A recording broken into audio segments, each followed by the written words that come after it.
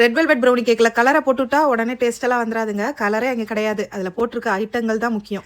என்னோட red velvet brownie cake recipe தான் இன்னைக்கு காட்ட போறேன். இந்த வாரம் ஃபுல்லா கிறிஸ்மஸ் வாரம். எபிசோட் நம்பர் 3 வீடியோ சேவ் பண்ணிட்டு சேனலை ஃபாலோ பண்ணி வச்சுக்கோங்க.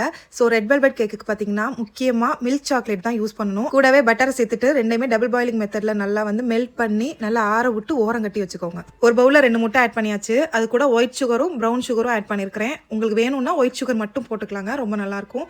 கூடவே ஒரு சிட்டிகை உப்பு சேர்த்துட்டு இப்போ எல்லாத்தையுமே நல்லா கரைச்சி விட்டுக்கலாம். அடுத்து வெனிலா எசன்ஸ் 1 டீஸ்பூனும் 1 டீஸ்பூன் வினிகர் சேர்த்துக்கோங்க. வினிகர் கம்பல்சரி சேர்க்கணுங்க, எனக்கு வீடியோல விட்டு போச்சு. அடுத்து ஒரு சின்னோண்டு டிராப்ஸ் மட்டும் ரெட் கலர் சேர்த்துக்கிறேன். என் பிள்ளைங்க சாப்பிட்றதுனால நான் இதை நான் ரெட் கலர் கலர் சேர்க்கவே இல்லைங்க, லைட்டாக தான் சேர்த்துக்கிட்டேன். நீங்க நல்லா ஒரு டீஸ்பூன் கிட்ட சேர்த்தா தான் வரும். அடுத்தது நம்ம மெல்ட் பண்ணி வச்ச சாக்லேட் பட்டரை போட்டு ஒரு நல்லா ஜென்டிலாக மிக்ஸ் பண்ணி எடுத்துக்கலாம். அவ்வளோதாங்க. அடுத்து மைதா மாவு, பேக்கிங் பவுடர், கொக்கோ பவுடர் இது எல்லாத்தையுமே சேர்த்துட்டு ஜலிச்சுட்டு நல்லா ஒரு தடவை மிக்ஸ் பண்ணி எடுத்துக்கலாம். இப்போ அவனை 180 டிகிரி செல்சியஸ்ல 10 மினிட்ஸ் ப்ரீ ஹீட் பண்ணிக்கோங்க. ரெட் கலர் ஏன் வரலன்னு சொல்லி கேட்காதீங்க. ரெட் கலர் நான் சேர்க்கல, குட்டிக்கூண்டு டிராப்ஸ் தான் சேர்த்தேன். நீங்க எவ்வளோனா சேர்த்துக்கோங்க. இந்த ப்ரௌனி கேக்கியா சூப்பரா இருக்கும். இதுல உங்களுக்கு ஃபஜ்ஜியா வேணும் அப்படின்னா பட்டர் கூட ஆயிலும் சேர்த்துக்கோங்க.